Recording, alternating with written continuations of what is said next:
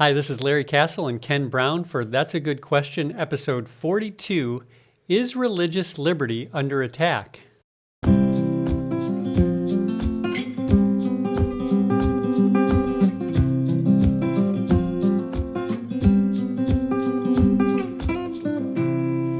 Over the last 2 weeks, we have examined the question, what challenges will the church face over the next few years? And we've sought to do a few things with that. First, we said that things may not be as bad as many have led us to believe. Mm-hmm. And you cited some statistics going back decades that show that conservatives have enjoyed power in our lifetimes that those in prior eras could only dream of.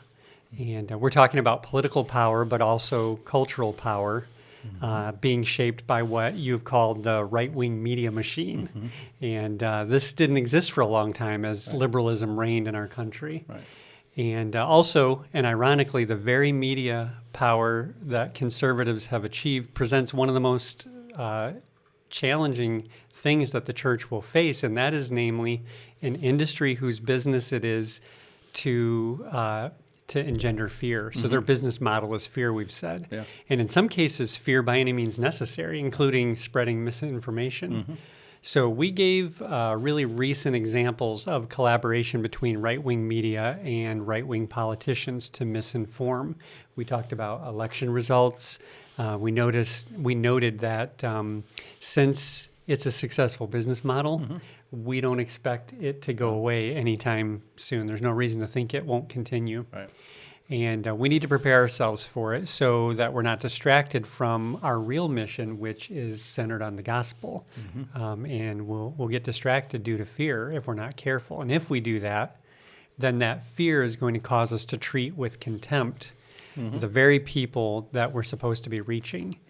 Yeah. And we will do that to the peril of our credibility. Yeah, and just a reminder that I had said last week that on this theme of misinformation and having to sort through all of that in August I'm going to be starting a series called The Wisdom Pyramid at our church here at Community Bible. So I would encourage you to participate in that if you're able, because I think it's going to be a very important topic coming up in the years ahead. Yeah, that is a very timely topic. And at the end of last week, you had started to pivot to another matter that the church will need to face in the next few years, and that is religious liberty. So in today's episode, we're going to discuss the question, is religious liberty under attack? Well, I said last week that we need to have clear heads in order to be able to deal with what's coming. And that's a huge reason that we need to filter out disinformation and fear-mongering. There are things about which we need to be concerned, and that's going to require an intellectual discipline in order to deal with those. Religious freedom is being tested, we said last week, on both the individual and church levels, especially as it relates, right now at least, to recognition of LGBTQ rights. On the individual level, I said, I'm concerned that Christian business owners are going to be, or at least may be, forced to behave in ways that will violate their consciences. And I reminded our viewers and our listeners that just last year, that happened to a Christian funeral home owner here in our area, whose case went to the Supreme Court. And the court ruled that the employer had violated the constitutional rights of a man that the funeral home fired because he had transitioned to a woman via a sex change operation. Now, by the time that case got to the Supreme Court, it was no longer a religious liberty case. It had started that way. As the owner said, as a Christian, he couldn't in good conscience employ someone in a visible position for his business whose transgenderism violated his religious beliefs. He hoped that argument would work. He was appealing to something called the Religious Freedom Restoration Act, but it failed in the federal court. So that was appealed all the way up to the Supreme Court, and there he dropped the religious liberty argument. Instead of arguing on religious freedom, he argued that the Civil Rights Act itself allows for religious exemptions. But alas, the court disagreed. 6-3 decision at the Supreme Court level. And the majority decision on that was written by Neil Goresuch. Neil Goresuch, a Trump appointee. Now, I said last week that Goresuch said that to allow this funeral home owner to fire the transgender employee would violate the Civil Rights Act, which prohibits discrimination on the basis of sex. And Goresuch said sex means biological sex. So if same sexual preferences with another biological sex would be okay with that funeral director, then he's discriminating by firing this person on the basis of sex. And I noted last week that that's the same kind of argument that was predicted way back in the 70s when the Equal Rights Amendment was proposed. And I mentioned a gal named Phyllis Schlafly, the late Phyllis Schlafly, a conservative. She was an attorney, but she was a conservative feminist in a way, but she was very much against the liberal feminist movement. And the ERA was very important to the liberal feminist movement, Equal Rights Amendment. But it's only 24 words, the Equal Rights Amendment. And the last 4 of those 24 just say, on account of sex.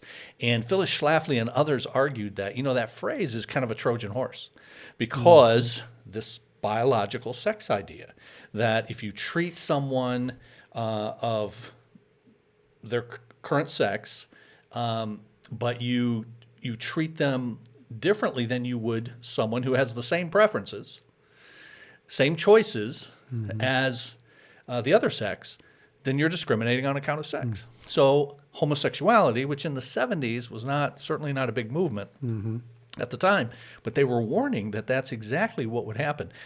And I remember hearing that at the time and thinking, nah, really?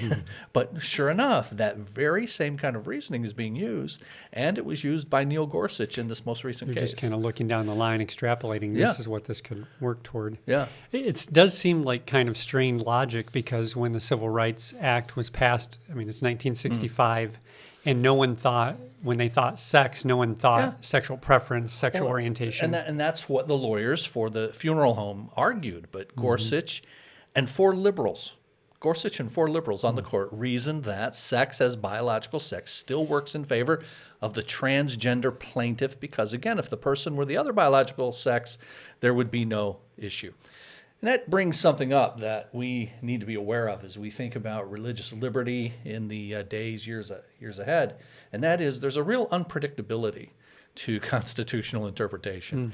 You might think that with this spate of appointees to the Supreme Court, Donald Trump had in just 4 years, he had 3 appointees, which is unheard of, to have 3 in one term. And he appointed 3 what would be called originalists to the court. And the idea is that they're very keen on what was the original either intent or, depending on what school of thought they are, most original meaning, how it was understood at the time. But there's also not just original intent and original meaning, but there's textualism. That's a type of originalism too. So I won't, geek out too much here. Really nerdy. I'm sure we're very interested in it at home here.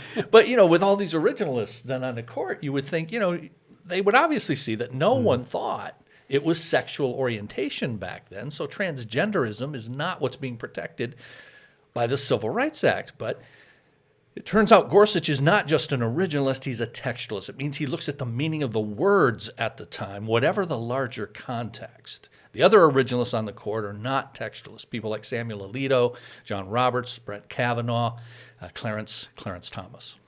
Well, if there are 4 originalists besides Goresuch, then why is there a 6-3 decision? I would think it would have been 5-4, right? Yeah, I'm glad you caught that it was 6-3. And I said Goresuch joined 4 liberals. That's still only 5. Where's the other one? Well, now this is kind of a wonky, obscure thing, but it does give some reason for hope. So just stay with it as I explain for a second here. But John Roberts is the Chief Justice, and he was the 6th. So he sided with Goresuch and the 4 liberal justices in that funeral home decision. But the speculation is that he did not do it because he actually agreed with it. So why would he side with the majority opinion if he didn't agree with it? Well, there actually is, believe it or not, a good reason, if indeed this speculation, which I buy into, turns out to be correct. And it's this, that when the Chief Justice is in the majority on a decision, whether that majority is 7-2 or 6-3 or 5-4, if the Chief Justice is one of the 5 or 6 or 7 or whatever, then he always has the right, as the Chief Justice, to assign who writes the opinion for the court. If the Chief Justice is not in the majority, then the senior-most justice in the majority gets to assign who writes it. Well, when that decision was made, the senior-most liberal justice was the now late Ruth Bader Ginsburg. So many of us think that Roberts just voted with a majority so he could assign who would write that majority opinion, and he assigned it to Goresuch. And that meant, why would he care who writes it? Well, it meant the decision would be more narrow in the way it was written, rather than some possibly expansive decision that would set a precedent for future decisions. I see. So Goresuch surprised everybody a bit by siding with the transgender plaintiff, and then his having done that, some of us think Roberts may have joined him just to keep the decision more narrow. We're going to know soon enough when Roberts will hopefully be able to declare where he stands on what the Constitution means as it relates to LGBTQ rights and religious freedom. Okay. So really there's not yet been a Supreme Court decision that says that what the rights of Christian business owners are in choosing who they'll hire and serve in their businesses. What about Jack Phillips, the Colorado baker from a few years ago? Yeah, I'm glad you asked about that. That decision from the court was in favor of Jack Phillips, that Christian baker, saying he did not have to bake and decorate a cake for a gay wedding due to his religious beliefs. So you think, well, maybe that sets the precedent, that just settles it. Here's the problem. When the court decided that, they explicitly said they were ruling for him because the Colorado Civil Rights Commission had actually been hostile toward him and his religious beliefs. They cited that several times. In fact, in that decision in his favor, some of the liberal justices voted in his favor too, as well, for this very reason. The Colorado Civil Rights Commission was so over the top in its hostility that even the liberal justices said, this is violating his religious rights. So they had said, had he, though, been treated neutrally, some of those justices would have ruled in favor of the gay couple. So it really didn't settle the issue. So that means then the next case that will reach the Supreme Court will be against religious freedom in instances like that? Well, not so fast, thankfully. Glad to hear you say that. Yeah, because in the meantime, since then, in the last few years, 2 justices have been added to the court on the conservative side. So you have Brett Kavanaugh and you have Amy Coney Barrett. So it's really in some doubt as to how it's going to go with the next business owner case that makes it to the court. And there are several of those that are wending their way up to the court. Now, I personally think it's going to depend, how they decide is going to depend on how closely related to personal expression that particular business or service is. The cake. I think they will rule in favor of a Jack Phillips, I think, with the current composition of the court. I hope so, because baking the cake and decorating the cake is an expression. It's a personal expression. How you do this, you're using your artistry. You're using your craftsmanship for that. So I won't be surprised if the court rules in favor of religious liberty in cases like that. But if it's a commodity or a neutral kind of service, so say serving somebody in a convenience store or doing their dry cleaning. Yeah, ringing up their Coca-Cola. Yeah. Then I don't see a Christian business person being able to say, I don't want to wait on this person. I don't want to accommodate this person, if any of them would even try to. Yeah, do that. That's hopeful because there's at least a good chance that services involving expression then may be protected. And that's really what we're talking about. In other words, it seems like the court isn't interested in compelling people to say or express a message that they don't really believe, right? But it's fair to say that in the next few years, there will be a lot that has to be sorted out regarding religious liberty, where that ends and where LGBTQ rights begin. Absolutely, yeah, for sure. Aldous Huxley wrote this book called A Brave New World many decades ago, and it looked into the future. All those books that were written decades ago and looked into the future, you wondered how accurate they were going to be. But we've entered into, because in that book, he talks a lot about what sexual freedom will look like in this brave new world. And we're creating this brave new world that he foresaw. And it's indeed new because it's only in the last just few years, within the last 20 years, worldwide. And frankly, for all of human history, just think about that. In our lifetime, things are happening that never happened in any country at the time you were born, the time I was born. There are things happening now in the United States and in other countries around the world that were not happening in any of them. And we're not saying these things never happened ever. It's just that in a widespread acceptance, like we're talking about. Never. For millennia. And here just in the last 20 years, in our lifetime. So this is new. When we say brave new world, we mean it. Society affirming homosexuality and all that goes with it, including the demand for marriage and equality across the board. And since it's completely uncharted territory, it's going to have to be sorted out, and often that's going to be in the court. Now, I think the 6 conservatives on the court, including Goresuch, when the issue brought up is about religious liberty, they're very concerned that that's being eroded, and I expect that they're going to move to protect it. And let's remind ourselves of what the First Amendment says. Congress shall make no law respecting an establishment of religion, but then it also adds, and this gets easily forgotten, nor prohibiting the free exercise. I don't hear people, especially on the left, quote that as often. Prohibiting the free exercise. And the justices are very keen to ensure that the second part of that, not prohibiting the free exercise of religion, is going to be enforced, not just that first clause. Yeah.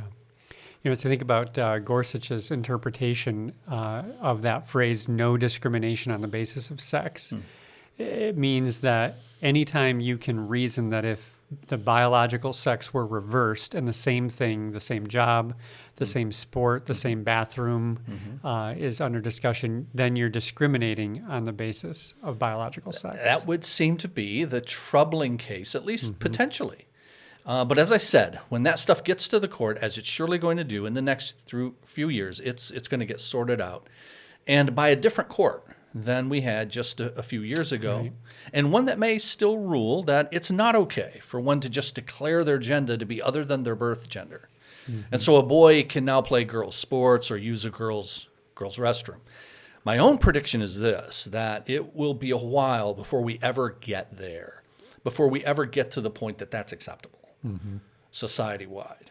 And because, one, I'm hopeful about the Supreme Court, but also because I think those are just frankly wildly unpopular notions, not just among conservatives, not just among religious people or Christians, just citizens in general. Yeah, just it's think this interesting doesn't to make any see sense. the alliance of people who recognize the kind of the absurdity of that. People see it's just gone too far. Yeah. And in the minds of many people, if it comes to that, I think that there will be an uprising about that. So we need to remember that we teach often, the Bible teaches, that the world cannot live with the consequences of its own worldview. And I think this is an example of that. Yeah. That you adopt this kind of radical freedom that you define whatever it is you want to be. Okay, well, what does that mean? What's that look like? And then when you start to sort out what that looks like, people are horrified. Kind of self-destructive, self-refuting type of view. Anthony Kennedy was a Supreme Court justice for a few decades. He was always considered the moderate in between the liberals and the conservatives. He retired in, 2017, 2016. He was replaced by Brett Kavanaugh, second appointee of President Trump. Thankfully, Kennedy's no longer on the Supreme Court. But when he was, he wrote the majority decision in the same-sex marriage case in 2015, making same-sex marriage a constitutional right. In the very first sentence, Kennedy said this. He said that individuals are free to define and express their identity. And that echoed something that he had written years before in an abortion case, that, quote, at the heart of liberty is the right to define one's own concept of existence, of meaning, of the universe, and the mystery of human life. Wow. So one commentator I read this week said of that, On this foundation, the edifice of modern liberalism is built. We are all sovereign individuals, radically free to fashion and refashion ourselves into anything that we so please at any point in our lives. Man is the undefined animal. He is autonomos, autonomous, self-law, self-legislating. Neither God nor nature nor tradition nor the obligations he previously contracted may hem him in. Bruce Jenner may become Caitlyn whenever she so pleases, and then become Bruce again if he wants. So that's the kind of world that, for many people, that we're living in. And we're moving into a phase where we long since have now passed just the demand for toleration to the requirement for affirmation. You know, it used to be, remember this? And it's not that long ago. With regard to a homosexual lifestyle, who are you to legislate what goes on in my bedroom? That's none of your business. Oh, right. Yeah. It was a privacy argument. Okay, this is a privacy Stay thing. out of my bedroom. Yeah. Yes, stay out of my bedroom. Then it moved to don't ask, don't tell kind of thing. So, okay, if you, in employment, the military, don't ask, don't tell. It's For the literally Pentagon, called the it was policy. don't ask, don't tell. Under Clinton in the 90s, don't ask, don't tell. Okay, so that's because it used to prohibit homosexuals and ask, are you a homosexual? When you applied to the military. Now they don't. I didn't realize they Yes. asked that. Okay. That's why then That don't ask don't part ask. of don't tell. Okay. Exactly. We're not going to ask you, you don't tell. If it's really private, keep it that way. That was the idea. I see. But then it moved from that to, you don't have to ask. I'm going to tell. I'm going to be loud and proud. Isn't that what you Yeah. hear? Loud and proud. And I'll tell you, and you need to deal with it. So what about what about churches? We're talking about individuals and business owners, individual Christians. What about churches? Well, I'm very hopeful about continued protections for churches and Christian agencies, even like adoption agencies.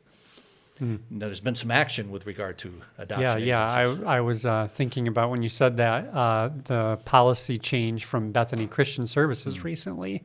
Our church has been associated with them for a long time, and they recently said that they'll start placing adoptions with LGBTQ couples. So can we talk about that a little? Yeah, we should. And because many of our viewers and listeners are from our church, and they know that, and have probably heard that story. We're going to talk about it at our next congregational meeting, but that's still a couple months away. So yeah, we should say something about that. There were some decisions made by a couple of states, Michigan being one, Pennsylvania being another, that said any agencies that the state contracts with will no longer be able to enter into those contracts with the states if they do not place adoptions in with LGBT couples, if they're not willing to do that. And of course, these Christian agencies had never done that and violated their Christian values and beliefs. So that's in the courts now. And it's my understanding that that is going to be decided by the Supreme Court by June, as I understand it. But curiously, Bethany decided, as they did, which is that we are going to go ahead and we are going to start accommodating adoptions for LGBT couples. They're going to go ahead and do that, even without waiting for this decision to come to see if it would allow them. Because they very well may be protected from having to do that by the decision. And I frankly would predict they will be. You know, so it was very curious. So I was disappointed. I was confused by that. And so I wrote to the director of the Southeast Michigan branch of Bethany. And here's what I got back. Let me read it for you. Our diverse organization is united by our common mission and shared belief in demonstrating the love and compassion of Jesus Christ by serving vulnerable children and families and going where the need is greatest. The need is great, and so we're taking an all-hands-on-deck approach. Weekly in Southeast Michigan, we see anywhere from 30 to 60 referrals for children that cannot be placed for a variety of reasons. Too often, we are seeing babies go into shelter because of lack of homes and support for children in foster care. Importantly, this is what they say, Bethany is not taking positions on the many doctrinal issues for which Christians disagree. I'm going to repeat that and then tell you what I said to it. But they said Bethany is not taking positions on the many doctrinal issues for which Christians disagree. Now, before I read what I wrote back, you can see what a line like that means. Hey, we know Christians disagree about all kinds of stuff. Yeah, should you have communion every Sunday or Yes, just once every 6 yes. months? Or Christians disagree about it, and we're not going to get in the middle of all of that, okay? Really, is that the appropriate response? Seems like punting. Yeah, it doesn't it? So I wrote back, I said, I understand that Christians disagree about many issues, and many of those are not essential to our joint endeavors. For most things Christians do cooperatively, whether one believes in the continuation of miraculous gifts or a pre-tribulation rapture, how one is baptized, makes little difference. But for some things, they do. If we're cooperating to plant a church, we'd want to agree on most or all of those matters. Likewise, then, for family ministry. The definition of a family is essential. It's not a peripheral matter. It's not just one of those things about which Christians, and therefore, it's not simply one of the, quote, many doctrinal issues about which Christians disagree. So I said that. And then I said, in addition, your decision to, quote, not take a position on who comprises a family is, in fact, to take a position. Yeah. You're taking a position that it's not important or it's unclear or something else. Whatever definition of family is now being used, it's different from what has been used by the Christian faith for literally 2,000 years. And before that, in Judaism for 2,000 years. This matter became a, quote, doctrinal issue for which Christians disagree within my 59-year lifetime, I say. And most of that just within the last decade. And then I remind them that, this is at the Supreme Court. You could have waited. I just don't understand why you didn't. Yeah. So I see churches being protected going forward. And I think pastors are going to be protected because we have this conservative Supreme Court. I think our message is going to be protected. I think things that you hear about pastors are going to be prohibited from preaching against that homosexuality is sin or that kind of thing. I just don't see any of that happening, frankly, in my lifetime. So I would warn you not to be alarmed by that, friends. In fact, not only don't be alarmed by that, really don't get overly alarmed about anything, okay? Don't fear. The Bible says this over and over again. Number one command in the Bible is do not fear. And yet, the people who make money and have a business model to create fear are going to keep putting that stuff out there. That this is just around the corner, that our churches are going to be closed up, that pastors are going to be thrown in jail. Look, Christians have suffered persecution for 2,000 years. There's going to come a day when we are going to suffer persecution of the real sort, not the imagined sort. I don't know exactly when that will happen and what forms it will take. But I don't see these things creating that, and I don't see them creating that soon for the reasons that I've given. So don't fear. But even if they were, right?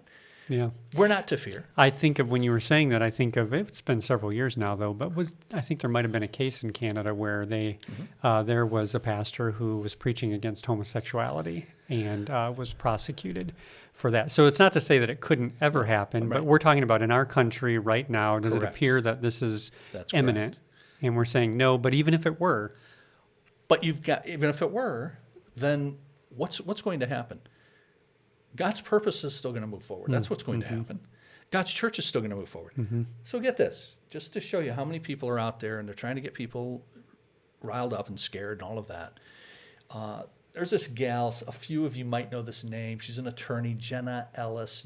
She was part of the elite strike force team that we talked about last week. But she's a Christian, but apparently not a very good attorney, just to be frank, okay? I mean, really, just some of the stuff she did, some of the stuff she said. She was with Rudy Giuliani doing all of the vote stuff that we talked about last week. I won't get back into that, but just suffice it to say, I'm not impressed, okay? But I'm not questioning the fact that she's a Christian and a devout Christian, but as I say, probably just not a very good attorney. But she's one of these people who is promoting this kind of fear-mongering, I think. She has a Twitter account, and on her Twitter account, now, I don't know how to do this. I have a Twitter account so I can read other people's Twitter accounts, but I don't actually tweet. He has a stalker account. I have a stalker account. That's exactly it. But I don't actually tweet myself. But so you can pin a tweet to the top, right? Yeah. So that's just sort of, you want everybody to see that. This one was a good one. You should. It's up there. First all thing the you need time. to know about me. So she's had this thing up there for almost a year, where here's what it says, okay? Let me read what she says. I'm going on record now. If they try to cancel Christianity, all right, let me just stop there. Cancel Christianity? You know, the whole she's playing off the cancel culture thing, right? If they try to cancel Christianity? Can I just say people have tried to cancel it for 2,000 years? Exactly. If they try to cancel Christianity, if they try to force me to apologize or recant my faith, I will not bend. She's got another line here, but let me just stop there. New chapter in Fox's Book of Martyrs. Sorry, I don't want to make light of that. It's just what other generations have had to endure. If they try to make me do this, I'm not going to recant my faith. Yeah. Who's asking you to recant your faith? Well, good for her. That is good. I mean, I hope not. Right. But it does sound like it's imminent. It's about to happen. Yes, yeah. And none of this is happening. I mean, even with the liberal interpretation of the First Amendment, that doesn't give a whole lot to that second phrase. Right. What they will normally do is say, you still have a right to believe whatever you want. We just don't want you in the public square. Yeah, just that's where the quit squawking about it. Yes, quit squawking about it. But not recant your faith. Even they wouldn't say that. Right. Okay. Right. But she says, I will not bend, I will not waver, I will not break. And then she says, on Christ the solid rock I stand, I'm proud to be an American as well. So That last, I know that too. isn't that what some of the reformers did? And I'm proud to be German. Yeah, right. Somehow that just didn't fit in. Okay, yeah. So you got people who are like that, sounding a false alarm. Honestly, a false alarm.